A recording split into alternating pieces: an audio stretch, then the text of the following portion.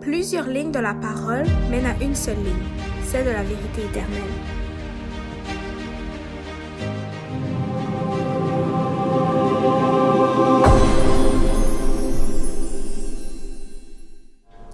Bonjour à tous et bienvenue dans notre émission Allons à l'école du sabbat. Nous allons voir aujourd'hui dans notre 5e leçon, à savoir le message du jugement, Apocalypse 14 dans sa deuxième partie. Et nous allons entamer donc cette leçon avec Apocalypse 6 et Apocalypse 7 du chapitre 14, donc le verset 6 et 7 du chapitre 14, où que nous allons pouvoir voir justement le message du jugement, mais aussi le message de la divinité et d'autres messages connexes liés à cet premier ange qui vole au milieu du ciel. Je vous encourage donc à prendre votre guide de l'école du sabbat et votre Bible en main pour que nous puissions aller voir qu'est-ce que la Bible nous dit à ce propos. Je vous souhaite donc bonne étude et bonne écoute.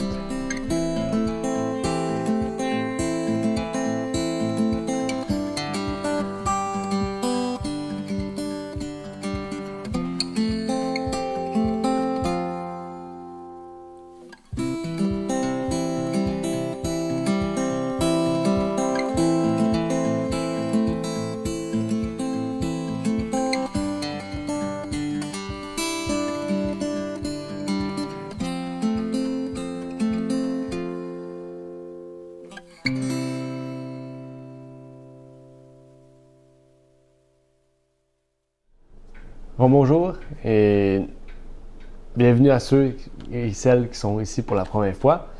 Nous allons aujourd'hui pouvoir entamer cette 5e leçon, comme j'avais pu voir dans l'introduction, le message du jugement. J'inviterai donc à prendre votre guide vert de l'école du sabbat pour aller voir justement cette leçon. Et j'aimerais lire avec vous la note générale qui interpelle justement nous, mais qui va aussi parler et pouvoir précisément nous parler de cette leçon, mais qui va aussi toucher les autres leçons par la suite. Elle nous dit: la ligne de la prophétie a commencé au chapitre 12, qui se termine par le 5e verset du chapitre 14, avec une description des vainqueurs dans l'État racheté. Une nouvelle ligne de prophétie est maintenant introduite. Le prophète commence par l'heure du jugement imminent et met l'accent sur le message de l'Évangile qui sera donné comme spécialement applicable à la solennité de ce temps, une période juste avant la venue du Seigneur. Et après, il y a l'invitation à lire le chapitre Le jugement dans le livre Témoignages pour l'Église, volume 1, page 697 à 603. Donc ça, c'est une invitation. Vous n'êtes pas obligé de lire ce chapitre-là, mais ce chapitre-là est connexe avec ce que nous allons voir aujourd'hui dans cette leçon. Donc, c'est une bonne invitation. Donc, je vous encourage à pouvoir le lire si vous avez le temps. Et qu'est-ce qui est marqué là? Le livre qui est marqué ici, c'est la version française du livre. Okay, on n'a pas traduit, on ne traduit pas les livres anglais à français de Ellen White, mais ceux qui sont déjà existants, on traduit le titre et on met la page dans les citations françaises. Donc, vous pouvez vraiment trouver dans Témoignages pour l'Église, volume 1, le titre, le jugement. Donc, on vous encourage aussi à lire ce chapitre-là. Et la note générale, en fait, nous dit ce que nous avions vu la semaine dernière. Si vous vous rappelez, à propos de la fin de la prophétie de la vision de Jean qui finissait à Apocalypse 14, verset 5, et la nouvelle qui commence. Et donc, avant de commencer, on va faire les invitations habituelles. Je vous invite donc à vous abonner aussi à cette chaîne et je vous invite aussi de pouvoir mettre des commentaires, de poser vos questions et même si vous voulez, vous pouvez inviter un orateur, vous pouvez demander des prières. En fait, toutes ces choses-là sont disponibles sur notre site et surtout dans notre bas de page. Dans le bas de page, vous avez toutes les pages. Et vous pouvez trouver demander un orateur, proposer une question, demander des prières, rejoindre une mission, rejoindre une église, etc. Donc, vraiment, tout est ouvert pour que vous puissiez justement entrer dans justement le mouvement de 1889 historique des Adventistes. Et donc, on vous encourage justement fortement à pouvoir participer. Parce que dans votre participation, on peut justement éclairer d'autres personnes, on peut justement pouvoir toucher d'autres personnes, d'autres types de personnes. Et donc, on vous encourage aussi à nous contacter donc sur contact@ligne-sur-ligne.ca pour une quelconque demande. Ou vous pouvez justement aller sur les pages dédiées que je vous ai nommées sur notre site ligne-sur-ligne.ca et vous allez trouver justement d'autres emails qui vont pouvoir aussi nous permettre de pouvoir détecter vraiment quels sont vos besoins et quelles sont les demandes des gens aussi. Et donc, avant de commencer, j'inviterai à courber la tête pour une courte prière. Notre Père qui est aux cieux, j'aimerais te prier, Seigneur, pour te remercier pour tout ce que tu peux faire dans notre vie, Seigneur. Bénis-nous, protège-nous et permets que cette leçon puisse être guidée par ton esprit, que nous puissions voir ce que tu as à nous dire et à nous révéler par ta parole à travers justement ce chapitre 14 de l'Apocalypse. Je te prie donc pour toutes ces choses au nom de ton Fils Jésus-Christ. Amen. Et donc aujourd'hui, on va voir cette deuxième partie de l'Apocalypse. Et je dis cette deuxième partie parce qu'à partir du verset 6 jusqu'à la fin du chapitre 14, en fait, ça nous parle d'un seul et même événement. Okay? Et dans le chapitre 14, il y a 4 anges. Il y a 3 anges qui volent au milieu du ciel et un ange aussi qui vient quand Jésus va revenir sur la terre. Et ça, c'est après le verset 12, dans le fond, où vraiment on nous parle du jugement, on nous parle de la venue de Jésus. Et ça nous met déjà en contexte avec le chapitre 15. En fait, ça nous met déjà en contexte avec le chapitre 15 qui va suivre et qu'on va voir justement dans 2 ou 3 semaines. Et donc, je vous encourage justement à pouvoir lire ces choses. Et on va sûrement en parler prochainement. Donc, vous pouvez devancer l'école du sabbat, parce que l'école du sabbat, c'est vraiment un guide basique sur l'Apocalypse. Vraiment, on répond aux questions de base pour comprendre le livre de l'Apocalypse. Donc, pour les débutants, c'est un très bon livre. Pour les intermédiaires, ça va peut-être être un rappel aussi des choses qu'on a peut-être oubliées. Et pour ceux qui sont habitués aussi, qui étudient le livre de l'Apocalypse depuis plusieurs années, c'est toujours intéressant de pouvoir comprendre et réentendre justement ce que l'Apocalypse nous rappelle, parce que ça peut nous redonner du moral, la force, la sagesse justement de pouvoir encore mieux comprendre ce livre de l'Apocalypse. Et donc, on vous encourage justement à pouvoir étudier ce livre fantastique. Et en fait, qu'est-ce qu'on va commencer aujourd'hui dans Apocalypse 14? C'est le message le plus important de notre époque. On pourrait dire que c'est le message des 3 anges, englobe les fondements principaux, en fait, de l'Évangile. Parce que le message des 3 anges englobe plusieurs choses. Déjà, on parle de Jésus, on parle de la divinité, donc on parle du Père qui est le Père, on parle du Fils, on parle du jugement, on parle du sanctuaire, donc on parle de Babylone, des différents types de Babylone, le fait de quitter les villes, le fait de quitter le monde, de se détacher de ce que le monde veut nous proposer, justement, de malsain. On parle du 3e ange, à savoir la marque de la bête, donc de la bête, du sceau de Dieu. Toutes ces choses-là vraiment englobent une grande partie du livre de l'Apocalypse, mais englobent aussi une grande partie de nos principes fondamentaux, dans le fond, une grande partie des principes bibliques. Et donc, c'est vraiment un bon moment pour ceux qui n'ont peut-être pas pris le temps ou la peine de pouvoir étudier la leçon jusqu'à maintenant, de pouvoir vraiment étudier la leçon 5 en particulier. Et n'oubliez pas que si vous n'avez pas votre guide sur notre site Ligne de Vérité, sur le site de la maison d'édition de Ligne sur Ligne, dans le fond Ligne de Vérité, vous pouvez avoir accès à ce PDF-là. Pour le moment, c'est plus difficile de pouvoir vous l'envoyer dans votre pays, mais vous pouvez nous contacter personnellement et on pourrait vous en envoyer des copies. Et on pourrait aussi voir comment on pourrait s'arranger justement pour que ça puisse être fait selon l'ordre. Et donc, en fait, ce message-là, c'est le message qu'on doit prêcher avec une attention particulière. Pourquoi j'ai une attention particulière? Parce qu'il faut bien le comprendre. Il faut bien saisir ce que ce message veut nous apporter pour qu'on puisse aussi bien expliquer aux gens, en fait, c'est quoi le but de ce message-là. Et qu'est-ce qui est intéressant avec ce message-là, c'est que pour quelqu'un qui est non chrétien et qu'on arrive avec un message de 3 anges et de parler du christianisme, ça peut en fait les rendre confus. Et ce qui est intéressant avec ce message-là, c'est qu'on peut apporter aussi une phase, une sphère, on pourrait dire non chrétienne. Dans le sens, je vais m'expliquer, dans le sens que on peut parler de l'actualité du monde dans lequel on vit pour leur faire comprendre le message des 3 anges. Et c'est ça ce qui est intéressant. En posant ces fondements-là, en fait, du message des 3 anges, en parlant de l'actualité, de qu'est-ce qui nous entoure, plutôt que de centrer, en fait, ces choses sur ce que la Bible a à nous dire, en fait, on peut amener ces gens-là à voir que ces choses-là sont vraies pour ensuite parler de ce que la Bible a à dire sur ce sujet-là. Par exemple, le message des 3 anges, on peut parler de la loi du dimanche, on peut parler du fait qu'on voit que les protestants et les catholiques s'unissent ensemble pour un plan qui va arriver bientôt, quelque chose qui va arriver bientôt en fait. Et on voit qu'il le christianisme est en train de regagner un peu de force, en fait, de puissance partout dans le monde. Okay? Même les pays qui se disent pas chrétiens, on voit qu'il y a beaucoup plus de christianisme parce que le monde va tellement mal, en fait, qu'ils cherchent quelqu'un. Ils cherchent Dieu, mais est-ce que c'est le vrai Dieu? Et c'est là vraiment qu'on voit que les gens cherchent pas, en fait, à aller vers la vérité. Ils cherchent une porte de sortie et c'est Dieu. Okay? Mais la porte de sortie, ça ne veut pas dire que c'est la vérité, justement. La porte de sortie, c'est Satan qui la prépare pour leur montrer, pour leur dire qu'il faut retourner à cette loi du dimanche, il faut retourner à l'adoration de cette bête pour que le monde aille mieux. Mais la vraie porte de sortie, c'est le message des 3 anges, vraiment. Cette porte de sortie, c'est à sens unique, en fait. En fait, avec le message des 3 anges, on ne peut pas reculer. Quand on rentre dedans et qu'on prend des décisions contre les grands de ce monde, en fait, ça va nous faire du mal dans le sens qu'on aura peut-être moins d'avantages que les autres dans ce monde, mais on en pourra avoir la vie éternelle, en fait, si on persévère. Et donc, c'est vraiment un message vraiment qui englobe les points importants de notre foi, mais aussi du retour de Jésus. Et c'est le but de Adventiste.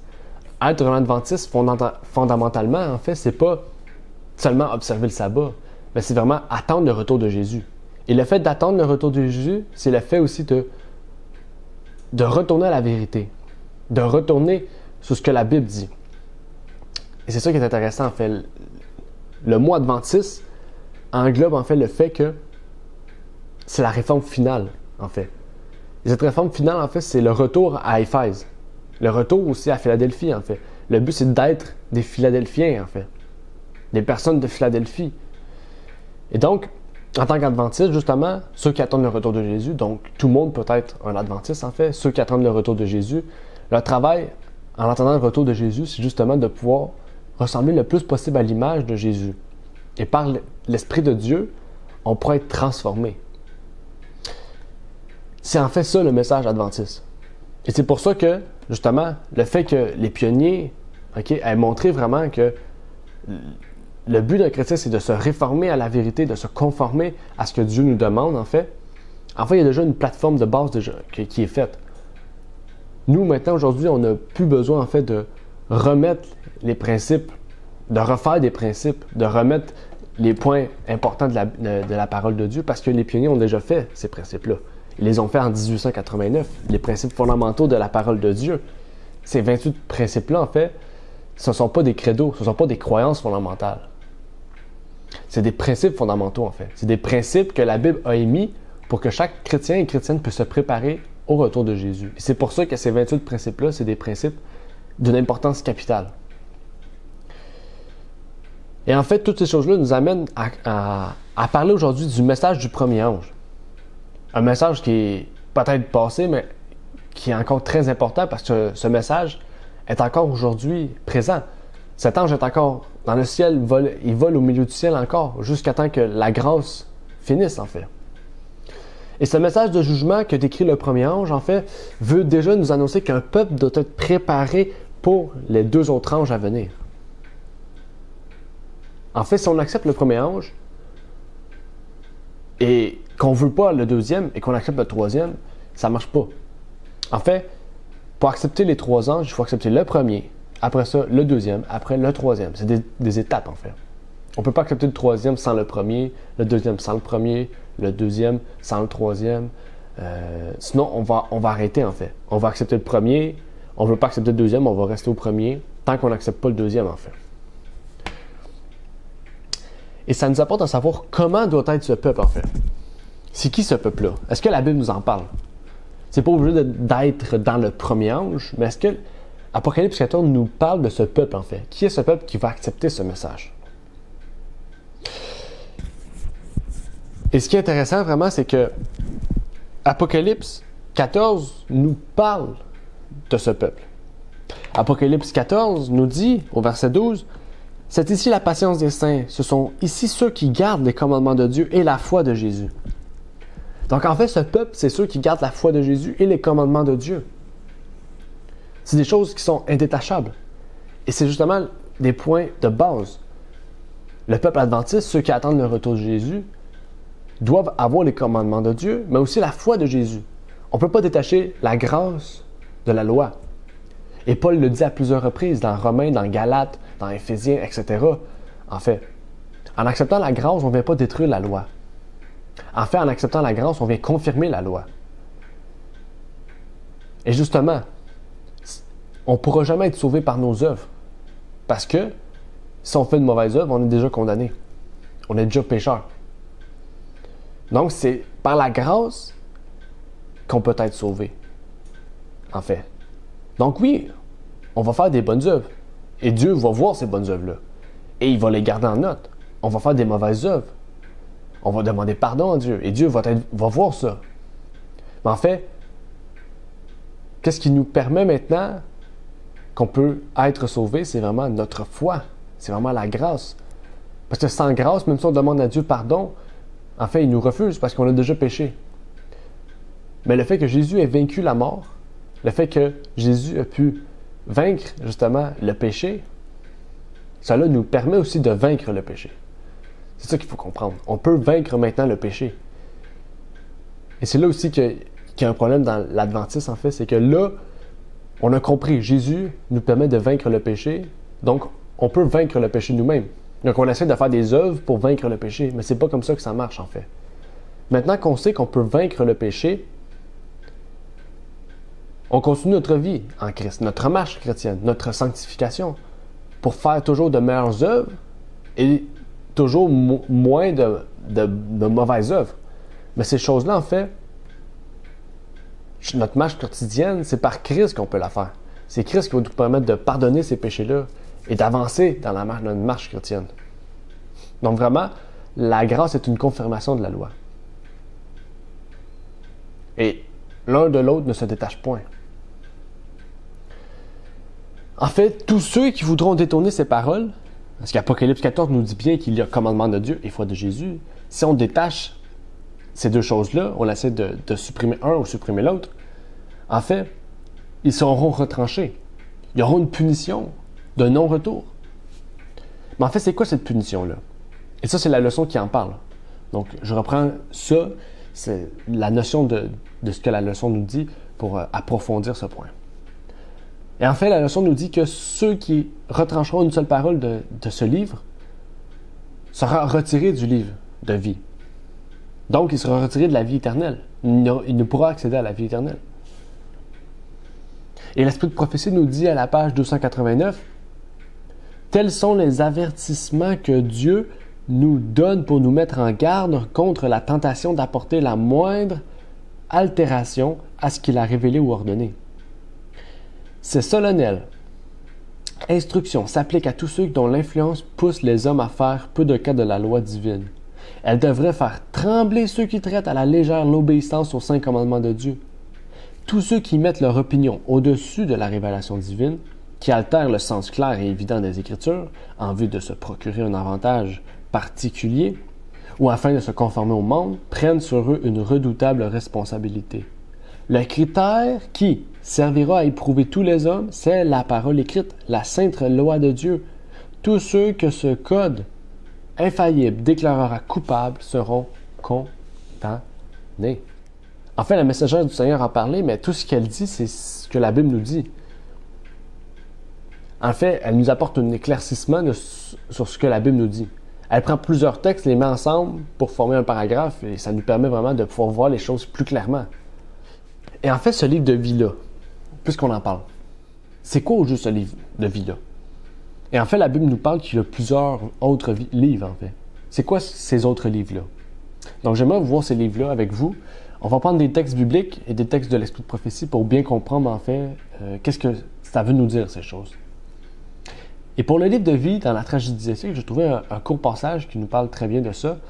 Ça nous dit comme suit: « Le livre de vie renferme les noms de tous ceux qui sont entrés au service de Dieu. » Et comme texte de preuve, 1 Pierre 4, verset 17, Philippiens 4, verset 3, Daniel 12, verset 1, Apocalypse 21, verset 27. Donc vraiment, ce livre de vie-là, c'est un livre qui englobera tous ceux qui auront la vie éternelle. Tous ceux qui sont entrés au service de Dieu. Donc ça veut dire qu'il y a des gens qui sont peut-être entrés dans le livre de vie, mais qui ont été retirés. Et d'autres qui ne sont pas dedans et qui ont été ajoutés. Parce qu'il y a des gens qui rentrent au service de Dieu, d'autres qui sortent, d'autres qui font le service de Dieu, et que finalement, le service de Dieu, c'est plutôt un service contre Dieu. Donc, ils sont retirés. Mais un jour, ce livre sera fermé. Un jour, ce livre il sera terminé. Quand le jugement se termine, les livres ferment. Et la prochaine fois que les livres vont être ouverts, c'est quand il y aura les 1000 ans au ciel et que les justes verront à quel point le jugement de Dieu était juste et parfait, ordonné. Et ça nous apporte à ce deuxième livre, en fait, qui nous dit, par rapport à ce livre de souvenirs, encore une fois dans la tragédie des siècles, leurs paroles de foi, leurs actes de bonté, tout est enregistré dans le ciel. Tous les actes de justice sont immortalisés dans le livre de Dieu. Toute tentation repoussée, toute mauvaise action surmontée, toute parole douce et compatissante s'y trouve soigneusement enregistrée. On y voit aussi le récit de toutes les souffrances, de toutes les peines, de tous les sacrifices endurés pour l'amour de Jésus. Et il y a 3 textes de référence, Psaume 56, verset 9, Néhémie 13, verset 14, Malachie 3, verset 16. Donc, on ne va pas lire ces textes-là, mais je vous encourage à aller les lire par vous-même. Vous pouvez reculer la vidéo, mettre sur pause, aller vérifier les textes comme preuve de ces livres, en fait. Il va nous rester un seul livre à aller voir pour aujourd'hui, puisque dans la Bible, il nous est question de 3 livres. Et ce deuxième livre, le livre de souvenirs, on voit que ça va être un souvenir de tous les actes, en fait, juste de ceux qui sont sauvés. En fait, qu'est-ce qu'on voit, c'est que il y aura le livre de vie, le nom de ceux qui sont vivants, ceux qui auront la vie éternelle, le livre des souvenirs de ceux, en fait, qui ont été sauvés, pourquoi ils sont sauvés. Et il nous reste un seul livre, parce qu'on a parlé des sauvés, des vivants, de ceux qui ont la vie éternelle, il y aura aussi ceux qui auront la mort éternelle. Donc, est-ce qu'il y a un livre pour eux? Et on voit que dans la Bible, il y aura le livre de vie. Le livre de vie, on l'appelle plus souvent le registre des péchés. Et ça nous dit comme suit, il y a aussi un registre des péchés dans la tragédie des siècles. Les intentions secrètes, les mobiles et inavouées figurent dans l'infaillible mémorial. Et il y a des textes encore, Ecclésiaste 12, verset 14, Matthieu 12, verset 36 et 37, 1 Corinthiens 4, verset 5 et Ésaïe 65, verset 6 et 7. Et on pourrait parler encore sur ce sujet-là. Il y a encore plusieurs choses à dire sur ce sujet-là. Je vous encourage à aller écouter justement le séminaire sur le péché qu'on a fait il y a déjà quelques mois, si je me rappelle bien, c'est en octobre, où justement notre frère René Martin a pu parler des registres justement au ciel. Il y aura le lien justement dans cette vidéo. Je vous encourage à aller l'écouter. Vraiment, vous pourrez encore mieux comprendre qu'est-ce qu'il a dit à propos de ces livres. Et donc, enfin, on va pouvoir rentrer dans ce sujet d'aujourd'hui, vraiment le message du premier ange. En fait, c'est quoi le message principal du premier ange? Oh, ici, on va faire un résumé. On va tout écraser les informations qui est contenues dans ces versets pour en dire les gros points. Et en fait, les gros points qu'on peut en tirer, c'est le fait de craindre Dieu, premièrement, de lui donner gloire et de l'adorer. Mais aussi que le jugement est venu. Donc, c'est 4 points qui sont tout aussi importants l'un que l'autre. Et c'est des points qui se réfèrent la plupart du temps à Dieu, si on a remarqué. Et donc, on va rentrer dans ces 4 sujets-là. On va faire les 4 points, on va comprendre ces 4 points-là, pas précisément, mais en gros point, on va voir ces 4 points-là, parce que sinon, la vidéo prendrait beaucoup trop de temps. Mais on va voir vraiment ces 4 points-là avec un verset ou un soutien, juste pour qu'on puisse comprendre le sens de ces mots-là. Déjà, avec ça, vous pourrez continuer à approfondir sur ces points. Et donc, notre premier point, c'est le fait de craindre Dieu. Qu'est-ce que ça veut dire, craindre Dieu? Ou souvent, on pense à ça. Ah, je crains mes parents. Puis, ça nous fait penser à nous, on a peur de nos parents. On a peur d'une personne, en fait. Okay, dans le fond, on pourrait dire c'est un mot poli de dire qu'on a peur, la crainte. Quand on dit qu'on a la crainte, c'est plus puissant de dire j'ai peur. Quand on dit j'ai peur, on dirait c'est une réflexion un peu un langage familier, en fait. C'est quelque chose de plus profond. Mais vraiment, la crainte, c'est pas seulement le fait d'avoir peur. Ça peut être la peur. Ça peut être une bonne peur, en fait, la crainte. La crainte sort... En fait, cette sensation dans l'être humain de crainte, de peur, en fait, c'est qu'est-ce qui peut sauver l'être humain aussi. Quand on sent qu'on a peur, c'est parce qu'on peut vraiment avoir peur d'un danger qui est vraiment visible, en fait. Mais ici, la crainte, quand on parle de Dieu, en fait, c'est le fait aussi de craindre Dieu, d'être soumis à Dieu, mais aussi de lui obéir. Le fait du respect aussi. On voit ici un respect mutuel. Donc, on voit ici dans le fait de craindre, en fait, c'est que quand Dieu nous demande quelque chose, on lui doit obéissance. Ça, c'est la crainte de Dieu. C'est le respect de Dieu. C'est la soumission à Dieu. L'obéissance à Dieu. Le point le plus important, obéissance. OK? Donc, quand Dieu nous dit de respecter ses commandements, on lui doit la crainte. On lui doit soumission, obéissance. Et en fait, la crainte, c'est vraiment la soumission.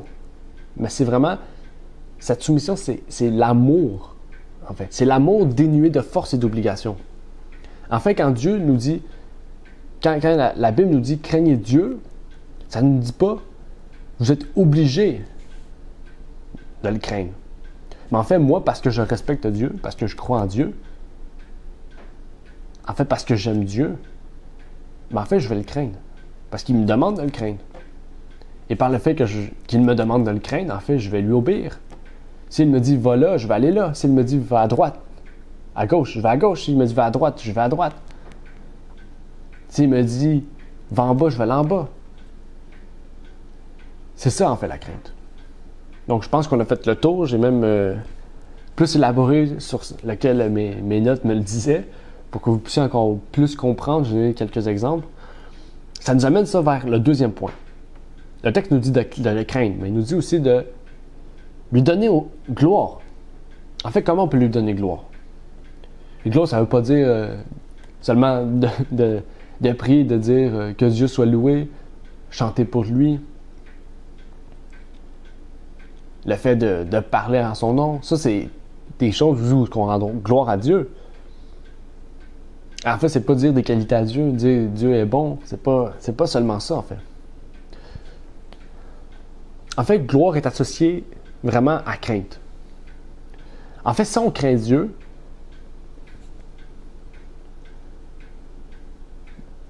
on devrait y rendre gloire, en fait. La crainte est vraiment associée à cette idée de gloire.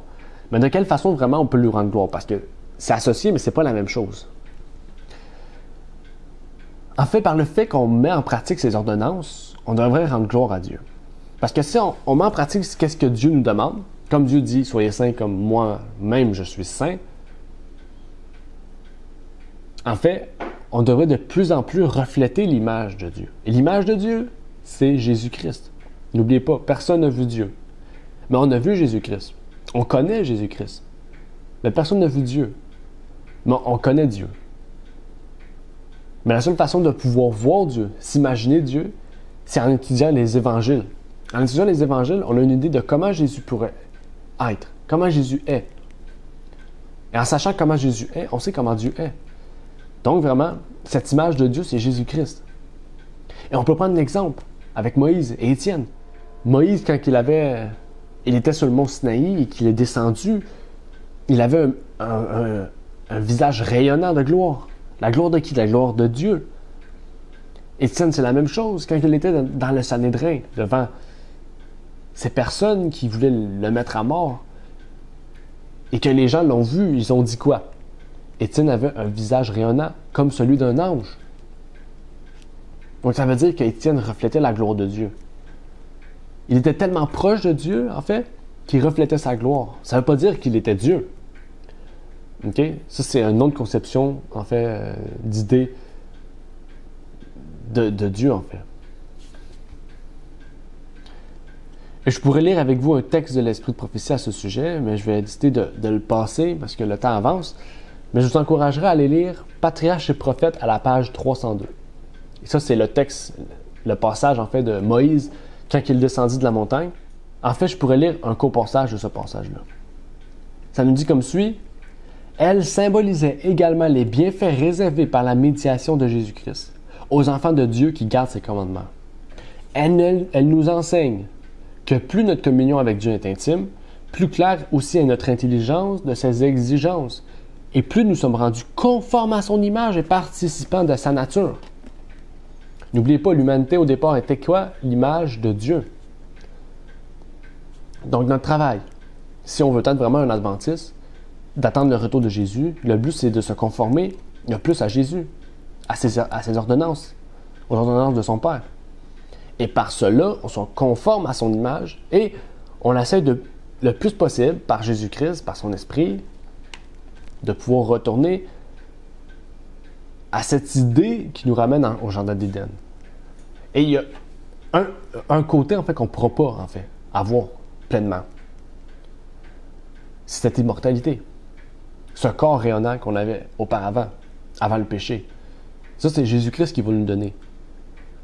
Et ça, on appelle ça la glorification. Cette phase de l'humanité, cette glorification, c'est tout de suite après la purification.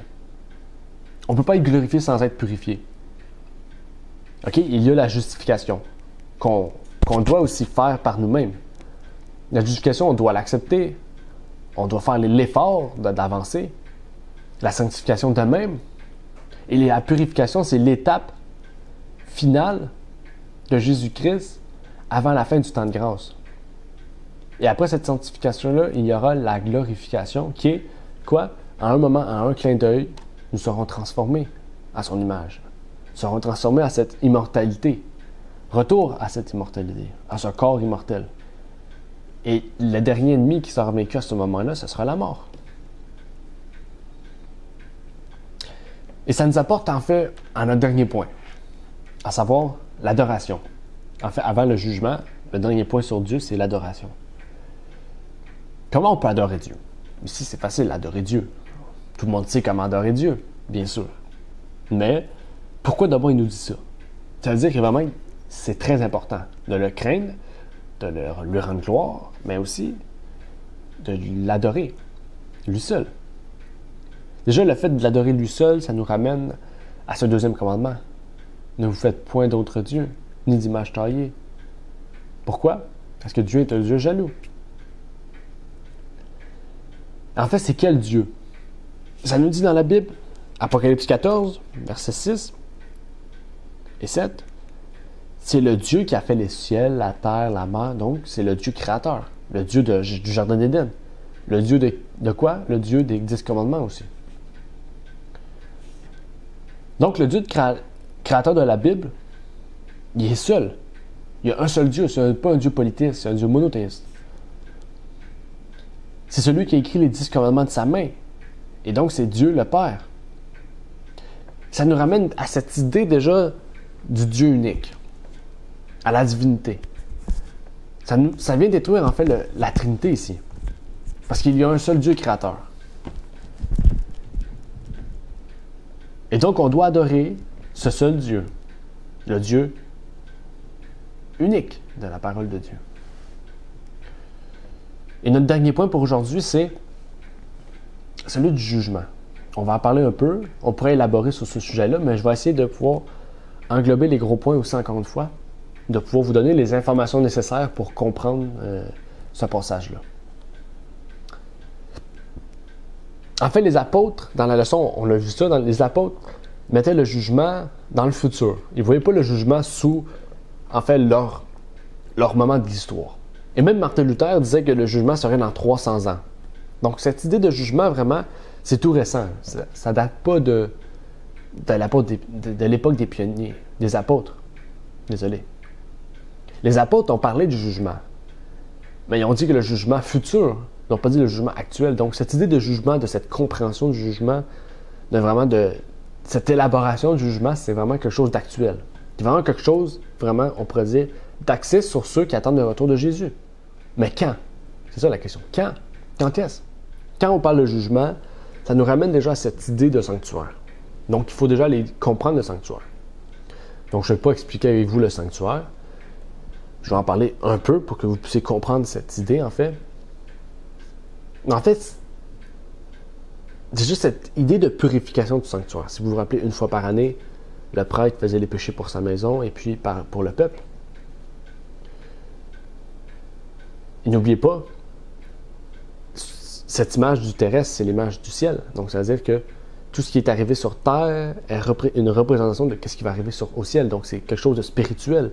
Sur terre, on le faisait littéralement. Mais au ciel, ça va être, on pourrait dire, symbolique. Ça va arriver aussi littéralement. Le jugement va arriver littéralement, mais ça a un sens plus symbolique de cette idée vraiment que sur terre, on tuait l'agneau et on pourrait dire rien se passait, il tuait l'agneau. Le lendemain, c'était rendu normal. Mais vraiment, cette idée, c'est que vraiment, ce symbolisme que les premières personnes de l'Ancien Testament ont fait, ça nous touche vraiment particulièrement. Et surtout dans le livre de l'Hébreu, où on en parle très bien. Donc, je vous encourage à lire ce livre pour comprendre. Mais vraiment, cette idée de purification du sanctuaire nous montre vraiment que la terre sera purifiée du péché. Ça ne veut pas dire que la purification du sanctuaire, ça veut dire que les enfants de Dieu vont être enlevés, que la terre sera purifiée par le feu. C'est pas l'enlèvement secret ou que la terre va être brûlée à un moment donné avec les méchants dessus. En fait, cette idée de purification, n'oubliez pas, c'est dans le sanctuaire. Donc, ça veut dire que si sur terre, le sanctuaire était purifié à l'époque de l'Ancien Testament, au ciel aussi, il doit être purifié. Mais quand? Et donc, il faut que ceux qui sont purifiés soient enlevés avec Christ à son retour. Donc, ça veut dire déjà que c'est avant le retour de Jésus que la purification sera terminée. Et que ceux qui ne sont pas purifiés soient détruits. Et la Bible nous parle du feu purificateur.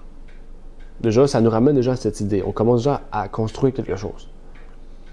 Mais il y a une seule prophétie dans la Bible où on nous parle de purification et du sanctuaire, mais qui n'a pas un lien direct avec celui de l'Ancien Testament.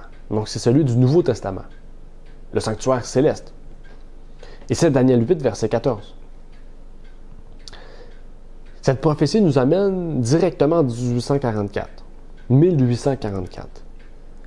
où Christ commence son jugement, où Christ commence à purifier le sanctuaire. Donc, à ouvrir les livres et à voir qui est apte au ciel ou non. Ça, c'est les gros points. Donc, vraiment, il prend tous ceux qui sont morts depuis Adam et Ève jusqu'à aujourd'hui et il note. Il voit justement les actes. Il parle du livre de vie, du livre de mort et du livre de souvenirs. N'oubliez pas, les livres sont ouverts. Et il va faire ça pour les morts, puis pour les vivants, d'après Apocalypse 11, versets 18 et 19, et Daniel 12, verset 1. Et par la suite, les livres vont être fermés. Jésus va revêtir ses vêtements royaux pour venir chercher son peuple. Et après ça, 1000 ans au ciel. Ça, c'est vraiment un résumé des gros points. Là. C'est vraiment un gros résumé. Il y aurait beaucoup d'autres choses à dire. Mais déjà, si vous voulez comprendre vraiment plus à profondeur ce message des 3 anges, je vous encouragerais aussi. Donc, il y a 2 encouragements aujourd'hui en fait 3. Un texte de l'Esprit de prophétie, le séminaire sur la prédication de René Martin, sur les livres, et aussi la suite, la série de vidéos sur le message des 3 anges, en fait avec le 4e ange, et aussi il y aura une introduction au message des 3 anges. Je vous encouragerais à l'écouter, surtout quand on aura fini, en fait, ces études sur le message des 3 anges. Donc, je ne sais pas il y a combien d'études, je pense qu'il y a 2 ou 3 études, 2 ou 3 leçons dans le fond, sur ce message-là. Quand on les aura finis, je vous encouragerai à aller écouter cette série de vidéos qui est déjà très intéressante, mais qui permettra de bien comprendre, en fait, le message des 3 anges en profondeur. Mais pour aujourd'hui, j'aimerais vous conclure avec cet appel. L'appel du jour. Donc, mon appel pour vous aujourd'hui, c'est que Dieu vous appelle. Je vous appelle à l'appel de Dieu. Dieu vous appelle à l'adorer lui seul. Et c'est pas n'importe quel Dieu, c'est le Dieu créateur. C'est un Dieu qui est bon. C'est un Dieu merveilleux qui a créé toute la terre. Malgré que la terre aujourd'hui soit plus à la hauteur, à la beauté de celle qui était au départ. Mais en fait, ça reste le Dieu créateur, ça reste lui qui a créé ces choses. En fait, l'homme a détruit cette terre. C'est pas Dieu qui l'a détruit. Dieu ne peut pas intervenir dans dans la vie des hommes qui ne veulent pas le suivre. Parce qu'en fait, c'est un Dieu qui est justement bon et merveilleux, qui est juste, qui est neutre. C'est un Dieu, quand je dis neutre, c'est un Dieu qui ne va pas prédestiner la vie d'une personne, qui ne va pas dire à une personne quoi faire s'il ne veut pas l'écouter. C'est un Dieu qui aimerait justement que toutes ses créatures le craignent, que toutes ses créatures soient soumises, que toutes ses créatures lui donnent l'adoration. Mais il sait que ça n'arrivera pas. Et je pense que Dieu est vraiment triste de pouvoir voir en fait que des gens refuseront et refusent en fait de l'adorer, lui seul. Mais Dieu nous prévient. Dieu laisse une chance à tout le monde. Dieu permet que tous et chacun puissent connaître le message. Parce que c'est un Père. N'oubliez pas, c'est un Père tout d'abord. C'est un Père tendre et aimant. N'oubliez pas, il a donné son Fils unique pour que nous puissions avoir la vie éternelle. Et pourtant, on ne la méritait pas. On est une race déchue. Une race qui était déjà condamnée à mourir. Et c'est ce que Satan veut nous montrer, en fait. Qu'on est une race déchue, déjà condamnée. Donc, si on est déjà condamné, vivons notre vie et ça ne nous dérange pas, en fait, de tout ce que les autres pensent. Ça ne nous dérange pas de qu'est-ce qui va nous arriver tant qu'on vit notre vie. Mais en fait, c'est pas ça. Jésus est mort pour les péchés de toute l'humanité. Il nous a permis par sa mort d'hériter de la vie éternelle. Et la seule chose qu'il nous demande, c'est de lui donner gloire et de le craindre. Et Dieu, malgré qu'il soit neutre, malgré qu'il a ouvert la porte à la vie éternelle, Dieu va utiliser les humains, en fait, qui veulent lui obéir pour faire connaître la vérité aux autres. Il va donc laisser le choix à chacun de choisir la vie éternelle ou la mort éternelle. La vie éternelle ou la vie terrestre sans éternité. La vie éternelle au ciel ou la vie sans éternelle sur terre. Donc, je pense que vous avez compris cette idée, en fait, de cet appel que Dieu vous donne aujourd'hui. Et donc, je vous encourage justement à garder la foi, à garder la force de rendre gloire à Dieu, d'adorer Dieu, et que chaque jour, justement, que nous puissions prendre le temps avec nos frères et sœurs, c'est très important. Parce que les frères et sœurs, nous sommes peu qui sont dans la vérité. Nous sommes peu qui veulent avancer justement pour le retour de Jésus. Mais pour que nous puissions être plusieurs, que nous puissions s'agrandir, que nous puissions agrandir la famille céleste, il faut justement être unis, être ensemble, pour que nous puissions justement avancer côte à côte. Donc, c'est ma prière pour aujourd'hui. Et je vais terminer par une prière. Et donc, je vous dis déjà que Dieu vous bénisse et incline la tête pour que nous puissions faire la prière de fermeture. Notre Père qui est aux cieux, j'aimerais te prier, Seigneur, pour te remercier pour tout ce que tu peux faire dans notre vie. Tu nous permets et tu nous as permis de connaître la vérité. Tu nous as permis, en tant que chrétiens, d'avoir un cœur ouvert à apprendre sur toi, à connaître tes voies, à suivre, à te rendre gloire, à te craindre, à t'adorer, toi le seul Dieu véritable, créateur, si bon et si merveilleux. Mais puisses-tu aussi nous permettre de nous mettre à cœur que d'autres personnes puissent être touchées. Et c'est ma prière aujourd'hui que chaque personne puisse être le sel de la terre. Que chaque personne puisse être le soleil pour rayonnant pour ceux qui veulent entendre, justement. Une porte de sortie de ce monde si désastreux, si terrible, si méchant, si envieux. Et qu'ils puissent voir vraiment que la porte de sortie, la véritable porte, c'est d'adorer toi, le seul vrai Dieu, et ton Fils, Jésus-Christ, qui est mort sur la croix pour les péchés de toute l'humanité. Pour que ces gens puissent trouver la vie éternelle. Pour que nous puissions justement avoir accès et retourner à cette pureté que nous avons perdue au Jardin d'Éden, Seigneur. Donc, mets-nous ces choses à cœur, Seigneur, que nous puissions être de véritables adventistes qui attendent le retour de Jésus et qui veulent se conformer à ta parole, mais que tu puisses aussi permettre que d'autres personnes puissent vouloir avoir ce même but, Seigneur. Je te remets donc toutes ces choses entre tes mains au nom de ton Fils Jésus-Christ. Amen. Merci d'avoir écouté cette vidéo. Pour plus de contenu, abonnez-vous sur notre site Internet. Il est également possible pour vous de nous suivre sur notre page Facebook et de nous contacter par email.